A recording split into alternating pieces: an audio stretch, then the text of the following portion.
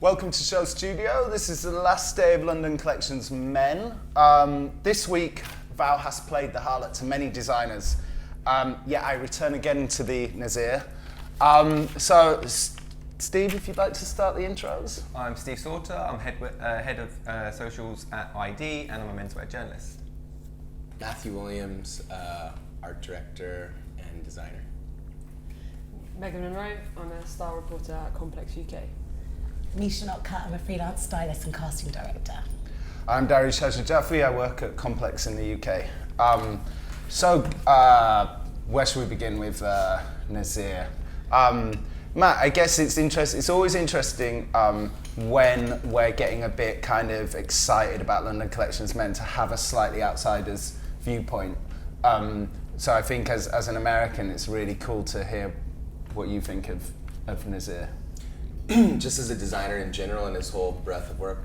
Well, I've known Nasir for like almost 7 years now, because I used to work with him when I was Lady Gaga's creative director, and we built a bunch of costumes together and headwear.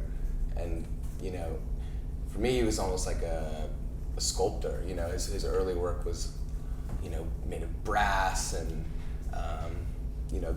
that hat that everybody knows well as like the Nasir hat, that was formed very slowly over many years, and it had different shapes and different materials, and it kind of became what everyone knows as today. But he was producing those just by himself for a while, and I just really respect his growth and how many steps he's taken to go from a Milner to being this like kind of symbol of British streetwear at the moment.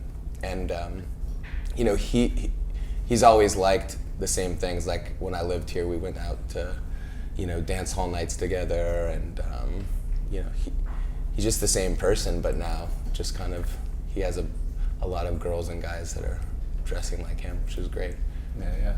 But the pattern cutting that he does is so complex, and I think it's great to see him growing and using better materials each season and better silhouettes. I haven't seen this collection yet, so I'm really excited. No, that sums it up. That sums this season up perfectly, because he's even pushed it even that bit more. I think it's something we forget about Nasir, that he's only been designing ready-to-wear for like 6, maybe 7 seasons.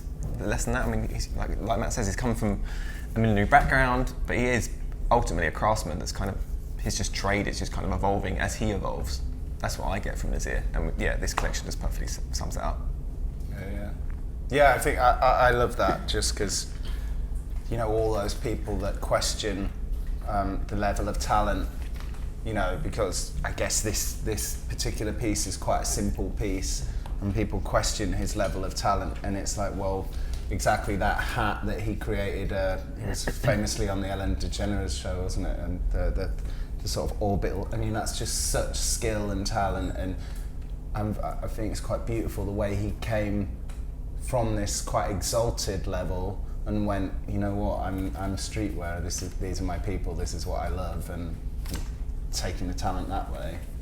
It's almost hindered him, because the likes of many menswear journalists and beyond that fashion journalists just kind of dismiss him as a sportswear designer, but sportswear is just the medium that he works in.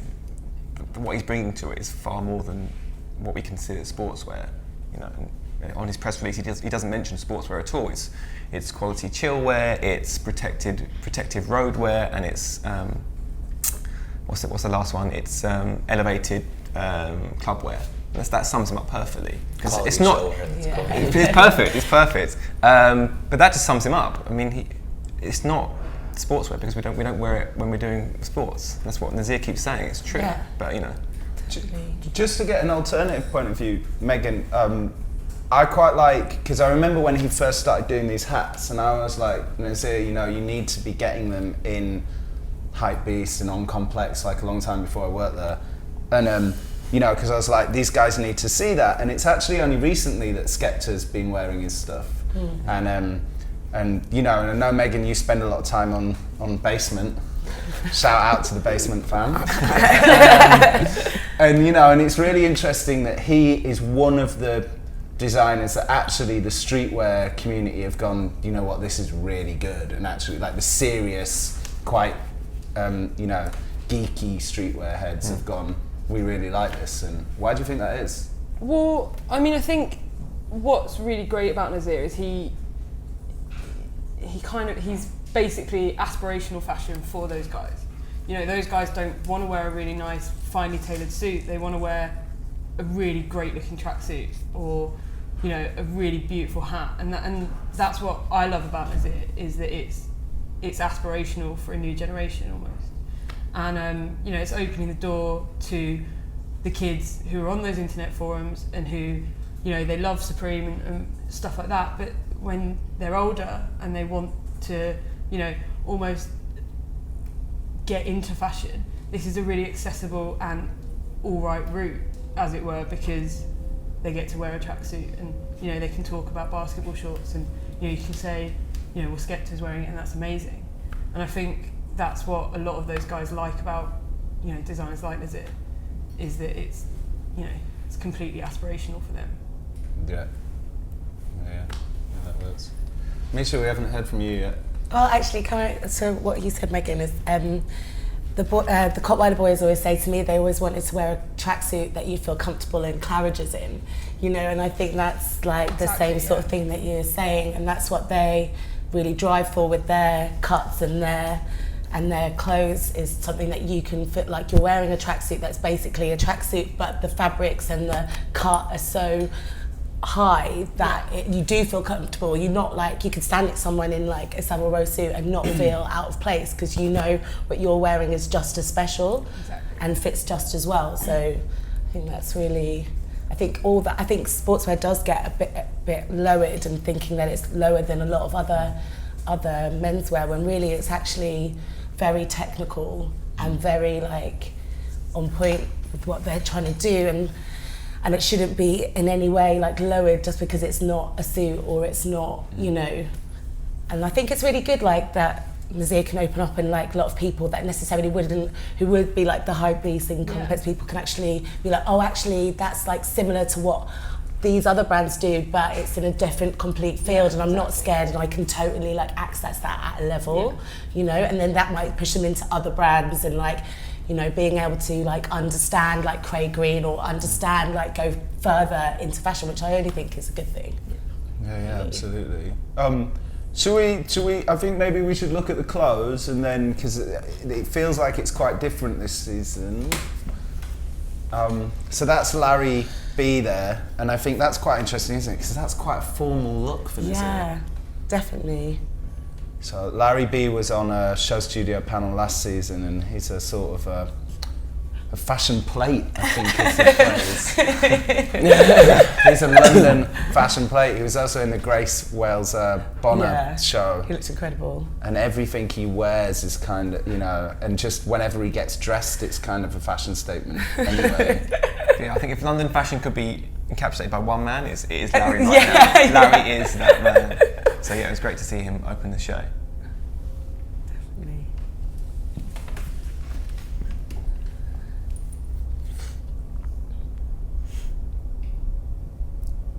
But it was these first few looks I noticed that the branding was different this season. Yeah. And I was like, just kind of, because I'm so familiar with the Nasir Mazhar like name emblazoned across all of his clothes, it's quite a shock to see him kind of play with that, and even throughout a number of pieces, the logo kind of shifts and changes depending on the piece itself. So it's quite exciting to see him do that. Shamefacedly, I don't know who he worked on with the music this season. Kingdom. Oh, was it? Yeah. Amazing. Because last season, I mean, Skepta walked out to his own track that he'd made for Nasir, and I was in just his like, own jacket. In the jacket. I just thought, like, that's the most fashion thing. Like, that's so. Can you keep going? That's brilliant. It's every sort of boy's dream, basically. From my side, I think like last season, Spring Summer 15 show with the Skepta thing, kind of like was the fully realised Nasir that we know. Like it had everything, and this season it's kind of him pushing on a bit, kind of evolving a little bit on from that. Well, it's funny because I mean, I think it's great that he's moved the branding on a bit, but I was thinking it's quite, because it isn't Jeffrey Brown or Giorgio Armani. It's Nasir Mazhar. It's an Asian name, and it's like in huge, it's in huge writing, and you're sort of kind of making a statement that it's not Eurocentric, or well, I mean, Turkey is Europe, but you know what I mean. It's kind of a new thing, and it's interesting that he's got some other kind of musician types. So the guy in the middle there, that's Blaze Kid, right? And sort of other rappers from around London, and he had Blade from Gravity Boys. He has a really cool look. Yeah, he's amazing. Yeah, I put he's bringing back Helly Hansen single-handedly. Hey, I've got Helly Hansen. For this season, as in previous seasons, it was like an open casting call, right? Obviously, he's picked some of the boys within his family, but he's also brought it out to some of the fans as well. That's just before Christmas. I think it's like, I mean, I don't want to get too repetitive, because I probably always say this, but I think that level of fraternity even, that is expressed when you have people like Blade and Blaze Kid and Nasir, and they all go to, they hang out at the same kind of places, and it's like, and it's about some dirty basement club in South London or wherever, and I think it's like, that kind of thing is quite special and magical, and I think especially if you come from the women's world, you probably don't get that about a lot of these designers, Totally. It's because that just doesn't have a kind of, doesn't happen in the same way. And it's infectious as well, because just before the show started, like Skepta walked in, and the moments after him, like 4 amazing girls walked in and dressed head to toe in kind of sort of teasing Nasir outfits, and it kind of like everyone was just like in awe of it, and it is that kind of enthusiasm for Nasir is infectious throughout. Someone like myself who doesn't really wear Nasir, but I can feel that it's a special kind of tribe that he's growing. I love this strange kind of quilting. Yeah. That looks really fresh. Yeah, it's like a quilting of a lining, but used on the outside of military parkas and stuff. It's good.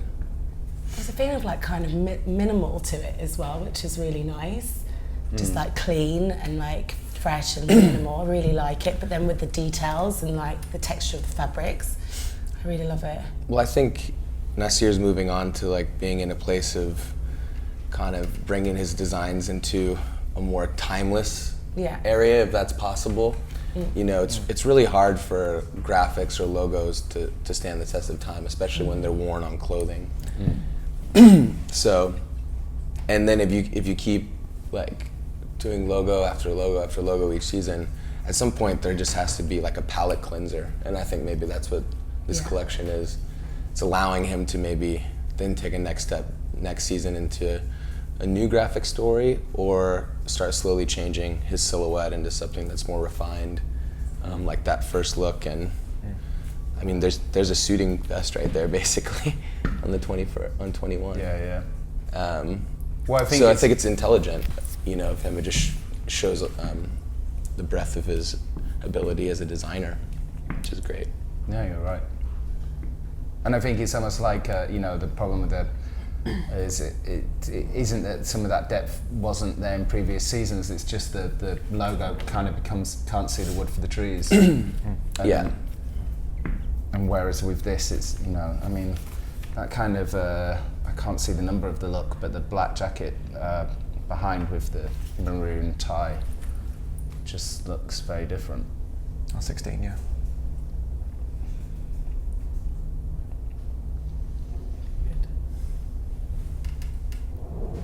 But it's funny how like when you choose a silhouette and you stick with it and like keep doing it long enough, like the hats, for instance, it just becomes like something people want, you know what I mean? And then it, like when those hats first came out, it's like you have to basically have a shaved head to wear it, and wear it like so far back on your head.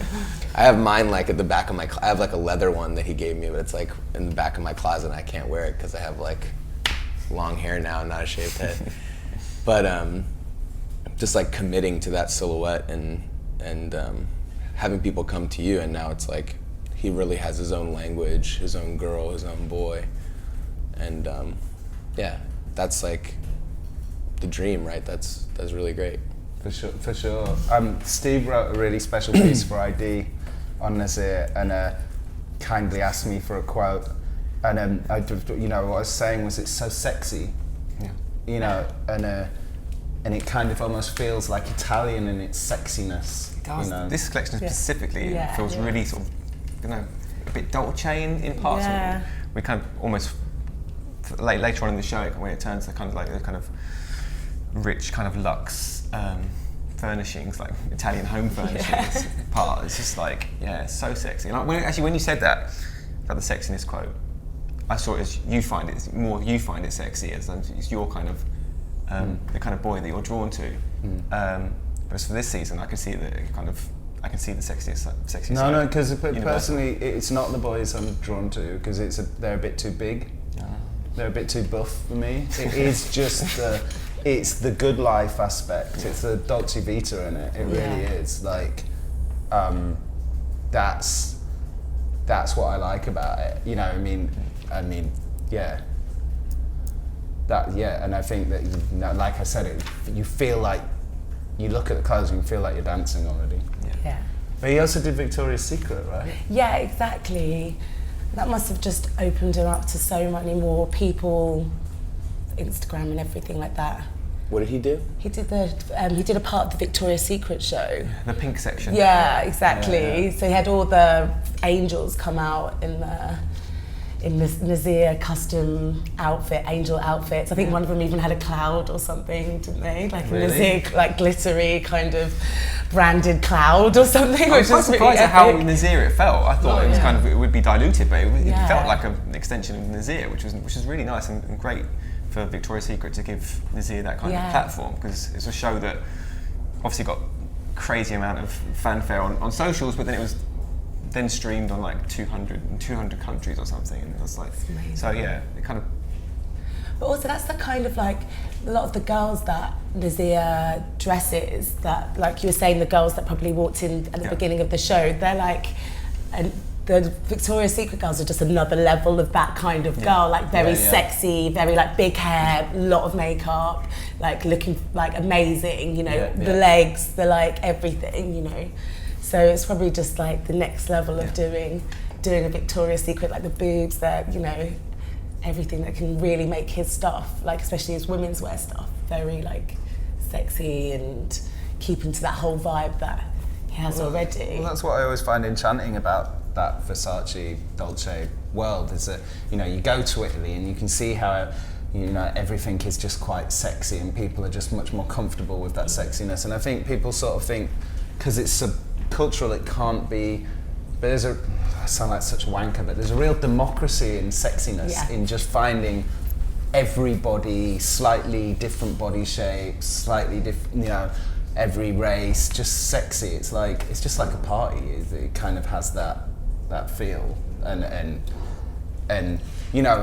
we've talked about it in another panel about how people find there's so much attempt to hide sex, as if it's something bad, as if it's something uncouth and something déclassé, and it's like, no, it's not. It's like we all love, and that should be, and I feel like he's accentuating that, that idea. But it's not really, it's like, exactly, like people think it's like lowbrow to be sexy, like, and maybe that's is that more of a London thing, or like, is that more of a like Paris thing? It's a northern European thing for sure, I think. Like quite English to not talk about it. And probably an American thing. Yeah, yeah. To what? To be a little bit like... To not want to be sexy in real life, or just like make imagery that looks sexy. I wasn't really clear in which element of sexy as a brand advertising in real life or in your clothing design. I guess the idea like Fifth Avenue is like, you don't imagine Condé Nast girls being sexy. You imagine them being like a different kind, like maybe, there's chic, and I guess there's a bit of sex in chic, but you know, it's not like boobs and ass and like, you know, just like good juicy stuff. Yeah. I don't know. I think there's a lot of sex everywhere, but I guess everyone has their own opinion of what sexy is. But I guess if you want to say like revealing, yeah, not so much. Although there's not that much flesh in this show, to be fair. Yeah.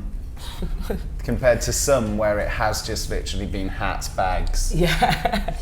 and sex. Yeah, exactly. It really has actually this season, especially. And it's something that Nasir has kind of practiced before as well, so it's quite nice this season that whereas others, so his contemporaries have kind of decided to reveal, he's decided to kind of cover up a little bit. But this silhouette here, I mean, this is, you know, this has very little, in a way, relationship to anything we consider sport or streetwear. Yeah. Yeah, You exactly. know, Number 8? Yeah. Yeah. It's good. It's like almost like a motorcycle jacket. The I mean, that but it almost almost looks has like like something. it's a really Mugler nice would have shoulder done. Yeah, too. exactly. Yeah. Like quite like, very Mugler. Did you see those clothes up close? Are they like, is it nylon or what is the gold on the violet? I haven't. I wasn't at the show. You were at the show. Yeah, I wasn't that close.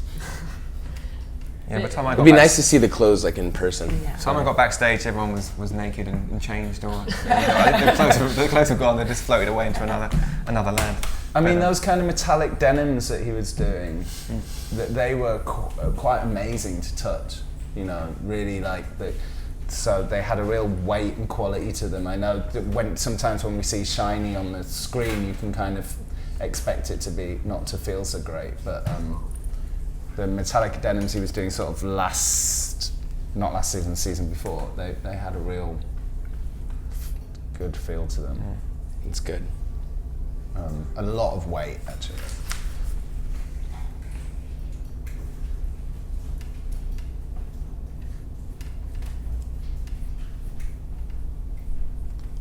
So what else was happening at the show, Megan?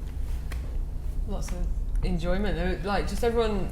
There was a lot of people just really focused on like the clothes, which I thought was quite interesting because actually normally you have got a few people that are just on their phone, but Yeah. people were like, you know, there was a lot of people taking photographs of every look, and I think a lot of people again quite shocked at what they actually saw. I think because it is quite different, and I think it's quite a progression, and I think a lot of people were quite excited by that when they saw it, you know, walking in front of them. yeah, it definitely garnered like the loudest roar of the Oh, yeah. season that I was in audience for anyway. And that's Definitely. partly because of the fan club within Yeah. as well, like the natural fan club, but also everyone else as well. I think were kind of swayed by it as well. I think ultimately people were impressed and surprised by this show. Who was there? Because obviously with timing wise, I mean, a lot of the people that would have gone to Margiela wouldn't have gone to this show anyway. But I mean, is the people attending? Was it a good turnout? I mean, I didn't see like the likes of Hamish, obviously, but those would have been Margiela. But the predominant menswear journalists were here because it was a separate crowd at Margiela. Yeah, It was of the kind course. of the creme of the Yeah. fashion industry, or the wider fashion industry, in attendance, and no one else really, because it was just like one front row. Mega women's wear front row. Yeah. So do you think the Nasir customer is the Cottweiler customer? Is it the same kid that goes into the stores and wears both of these brands? No, No. there's a crossover. Yeah, there might be a crossover, but they are different boys, aren't they? So. But it's slightly different. I think there's a slight difference. Maybe with the hat, there's a definite crossover. Yeah. But I think the Nasir guy's just that much more into fashion. You think so? Yeah. I just saw some photos of the Cottweiler show this season and I really, really liked it. It was really good. Could see myself wearing the Cottweiler stuff more than Nasir's collection, but I still appreciate it, you know what I mean? It's really good. Well, maybe when I say more into fashion, maybe I mean more into the theatrics of it. That's right. Yeah. And like tracksuits it's such like, you know, I don't know, it's almost like a Hanes white T-shirt of like the youth. It's very like ingrained in the culture. Like, what are some other, you know, younger people? Because I feel like Nasir's kind of like claimed the tracksuit for young British designers over the past few years, and now Cottweiler's come in. But what are some other people that are gonna, you know, we'll see that following in the footsteps of Nasir over the next few seasons? Well, Roxanne Faramand, who Curtly styles, who unfortunately hasn't made it. Yeah. She's definitely following. So she does accessories. A lot of them are kind of based on automotive pieces, but she also makes bags and stuff. And she's definitely, you could definitely see that that's part of that same movement. You could see outside of London, there was a quite famous case of the Italian label. I've forgotten what they Australia?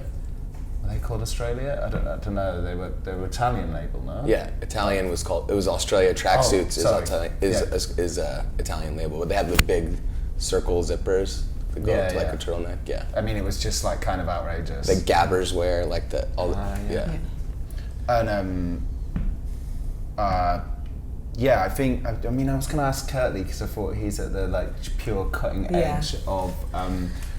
Because I don't know, it doesn't feel like, it feels like there's people copying Cottweiler and Nasir in the streetwear sphere.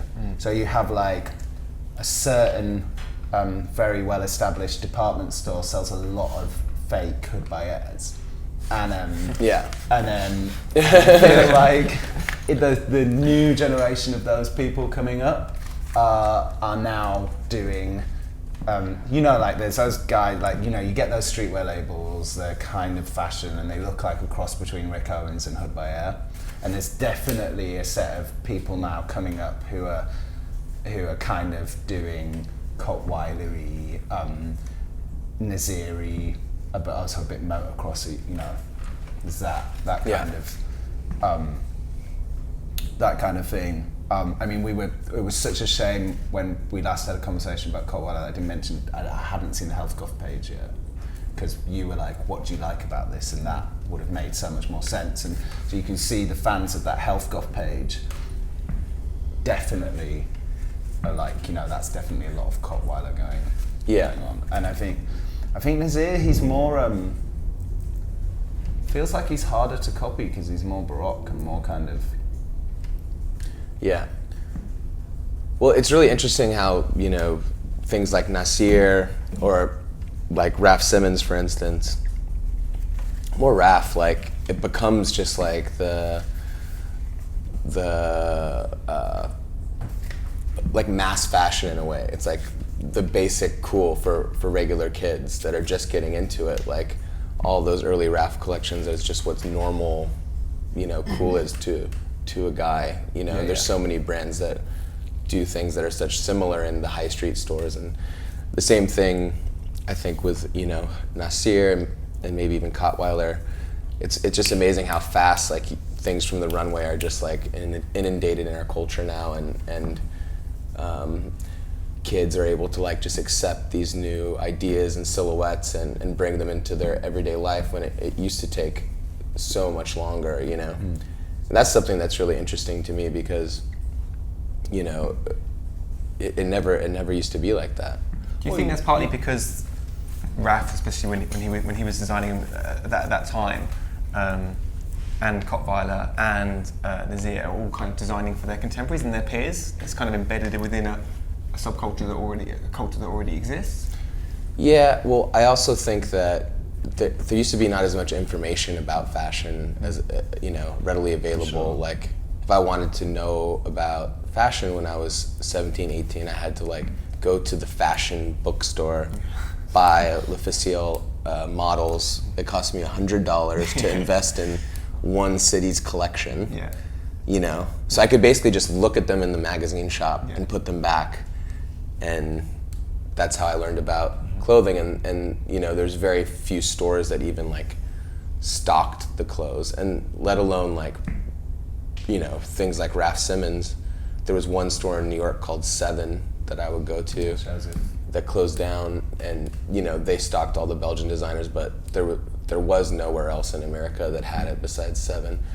and you would just see them out at like, you know, clubs like the Misshapes Club or something like that you'd see people actually wearing it in real life, or like if Gareth Pugh came and DJ, you know what I mean, or you see it at Unshow Studio in, you know, Ruth Hogman films or Nick, you know, editorials, but it didn't exist in real life. There wasn't like, you know, demand for it, and a lot of those early clothes, they're made just like, you know, they're not made like to be necessarily worn every day. They're like pieces of art. Maybe Raf made like 50 of like the camo bomber with the patches on it. I don't you know think what I mean? Raf expected. Yeah. I don't think Raf expected kids to wear it. Yeah. I don't think like Gary Aspen, who works at Adidas, he's like he said something quite good. It might have been on the Nasir panel, and he was like, cool people didn't wear clothes. Like, no cool people wore designer clothes. This didn't happen in history. Yeah. He's like, you don't go to music scenes in history and find anybody other than like the music stars wearing designer clothes. He's like, this is really new. Like the idea that a cool kid would wear a cool, like a runway label. Yeah. Which was interesting. But I also think the thing with 2002, 3, it wasn't Raf, it was Hedy. And Hedy... 100%, yeah. And it was like, you know, Raf was something that I loved, but your average kid on the street, he didn't even necessarily know what Hedy was, but he was wet, like he changed the how all those music guys dressed. Yeah. Yeah. But what I was getting to about, you know, designers like Nasir and Kottweiler is like they're, you know, these brands, they can become things that are inundated in our culture so quickly, you know what I mean? And I think that barrier between like what's on the runway and what's in the high street stores is going to be like less and less. So I think now's the time for designers to push proportions even more and do, you know, really do things that, you know, aren't available or not able to be completed by a high street store or something like that. You know what I mean? Well, that's what Craig Green's doing, right? Exactly. I mean, that's like the charm of Craig Green, because it's just like, you're only going to get that if you go to Craig Green. And this is getting much more. I mean, there's no way you could have got the graphic complexity of Nasir anywhere. Yeah. And I can see that with Kottweiler, there is that thing of, there's a whole culture coming up behind them of reappropriating things that do, so, you know, Blade can wear Hallie Hansen and you can understand it post Kottweiler. Yeah. You know, and you can understand 3M post Kottweiler, and you can understand plain Nike and bits of Y3 and stuff. But yeah. So well, I get. Also, I'm like a little. I mean, we're children of reappropriation, but like, it is. If you're a little bit intelligent, it's super easy. Like. Welcome back to Show Studio. Sorry about the interruption to broadcast. Let's jump back into it. So, Matt, you were just saying something which I thought was really insightful. So, which one? Which part? The bit. The bit about 50% new, 50% familiar. Oh yeah, there's an artist that my friend Javier Perez represents, where they take like. You know, really famous, familiar movie posters like the Lego movie and like Frozen or something like that, and they kind of mix them together like a checkerboard to make like a new image, but one that you like, because both of the things were familiar, and it's just like a commentary of like how our brain takes in ideas and like acceptance of new things. And I think, you know, I'm, you know, victim to it too, of just saying, oh, things need to be pushed more, we need new or this or that. But when people go like too far one direction, it's easier to negate new ideas until somebody's committed to an idea, like a Nasir hat, committed to that silhouette for a period of time, and you've kind of seen them fail, seen people not like it, and then people come around. It's just like human nature. And it's like a delicate balance between doing things that are familiar and loved by many, but enough new for our minds to like accept it being relevant and cool. Yeah, I think that makes sense. And then we went into talking about Martine Rose, about how we all love her and love what she's doing but it's also that she, you know, that's her silhouette, and she's just refining and refining and refining, and it's, you know. Well, and that she's couched in, for those of us that aren't like uber fashion, I think she's doing something very fashion that we can hold on to that kind of, you know, there's some semiotics of street sports where they're for us, whereas, you know, perhaps if it's J-Dubs or somebody like that, it's a bit harder. I mean, what's interesting, just to bring it back to Nasir, is, I mean, this doesn't look like anything, because you were asking, you know, is this, you know, it doesn't look like anything that you can really get anywhere else, I don't think. No. It doesn't look like sportswear that's even existed before, or clubwear.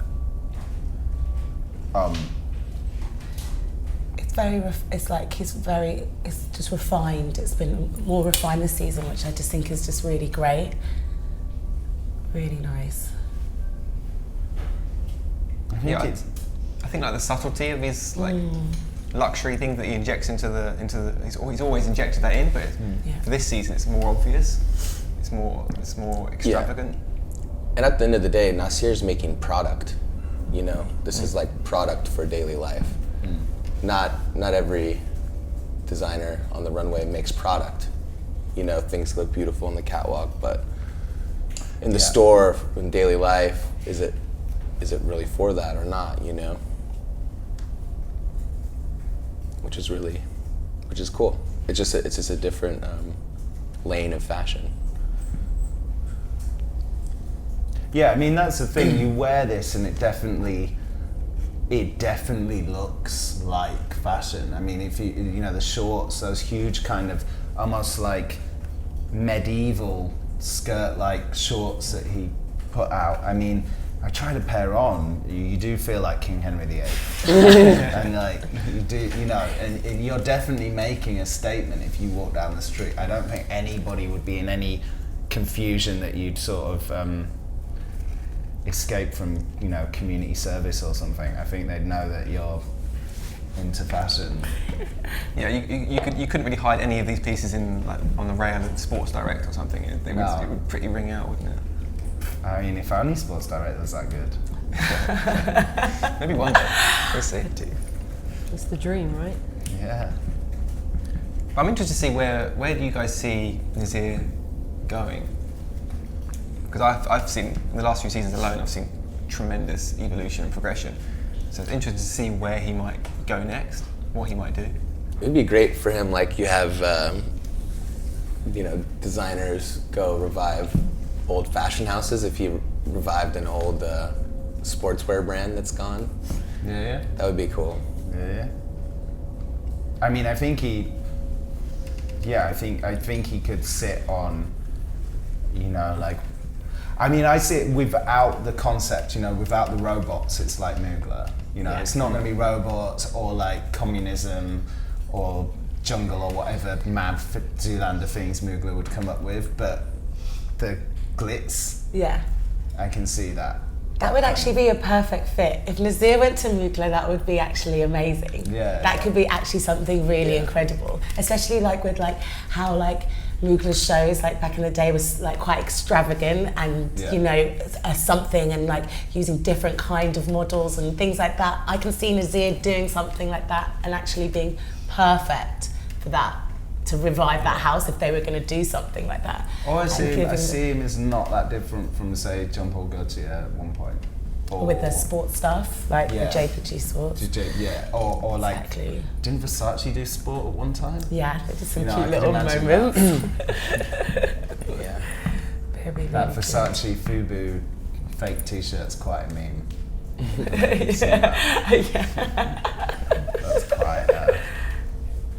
That's quite a good one. What about you guys? I just like, I think that's good that you brought up Versace, because that using of the logo and like reusing it again and again in different ways is something like Nasir has done now, and we've seen it like there's been collections with Versace that they've done it very subtly, and then there's been collections where they, you know, you haven't got a piece that doesn't have like about 10 or 15 logos on it.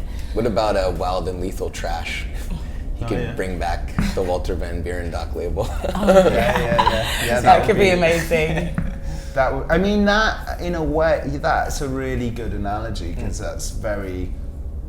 There's a lot of similarities there. For me, I think we're giving him a little bit too much credit with Mugler and Versace. But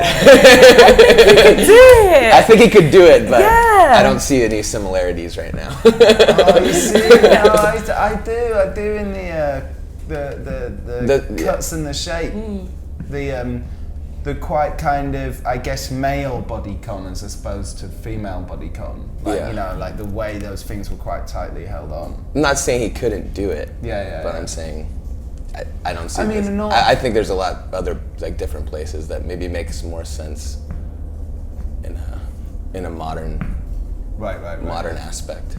I mean, not yet the Mugler that was like a conceptual genius. That's a different kind of genius. And also, to be fair, like Nasir's doing his collection and his shows on probably like pennies. You know what I mean? Yeah. When I'm comparing Versace and Mugler, he's having like so much money to produce these extravagant events and having like so many great people work on those shows. But then, so if you give someone like him the money to do something amazing, and the support, what could he create? That could be something even more spectacular. If he's doing this on pennies and it looks like at this level, it would be amazing to see just pushed further on by having the support system of a bigger brand. I mean, the only thing that might be slightly sad is, because there obviously is the high octane glamour here, but it would also be slightly sad to lose that street realness to just high octane glamour. I think it's quite interesting as well, just as an aside, what Skepta was saying, I think was it in the Dazed interview that ran alongside last season, where he was just saying, he doesn't want to wear Gucci or, because he's like, well, they don't put black people in their adverts. Yeah. So he has that song, Throw It in the Bin. Yeah. And I think that's great. He's like, Nasir's fronting. That's not me, that's a song. Yeah. It's an amazing song. Yeah. Nasir's fronting his brand with, us, which is everybody, the London that's, the America that's 50% not white in school anymore, and the London that's 50% not born in Britain or whatever it is, and that, and he's doing it, and he's not projecting some kind of Italian palazzo lifestyle, and then going, hey, buy this, So I think that's interesting as well, and basically as that. Like I've just said, I mean, economically it's more and more important that people do that. I mean, I know that you do have Brazil where people will buy into white, and Japan where people will buy into white even though they're not, but economically it's going to be madness for these houses to keep doing that. They're going to have to, they're going to need people like Nasir who can work out how do you, because the reality's changed where you can't. So I think that's I think that's a real skill and real talent, just being completely comfortable with the world how it is. I can't see Nasir losing that honesty as well, because I think that's part of who he is. That's who he is as a man and who he is as a designer as well. I think it would only be a case of fashion corrupting him, but I think he's strong enough for that not to happen. That's what I love and respect about Nasir too, is he's just doing his own voice. Like, if there wasn't recognition for his fashion shows or Instagram likes or people wearing his stuff, he would still be making things, he would still want to be making beauty. And I think that's really important in what I kind of am drawn to in creatives in any lifestyle. If you just force them to do these crafts without recognition, would they still do it? And he's really doing this to show his point of view and his voice, and so that's admirable, because you can't say that about every designer that we look at their shows on Style.com. I think you're absolutely right. I think, you're absolutely right. And that's, you always know somebody exactly. And I think I always say that to young people, as a lecturer, would you do this if you earn nothing? And I mean, not that he's in that situation. But there's a purity in that you can tell, which is beautiful. I think as well,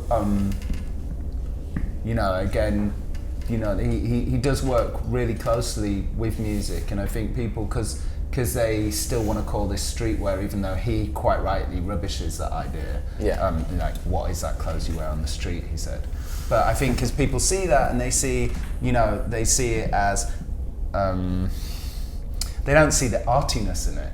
They don't see, I can't think of the right word, but it's just like with the musicians he works with, it would be just silly to think of that as primitive. It's like just as technically,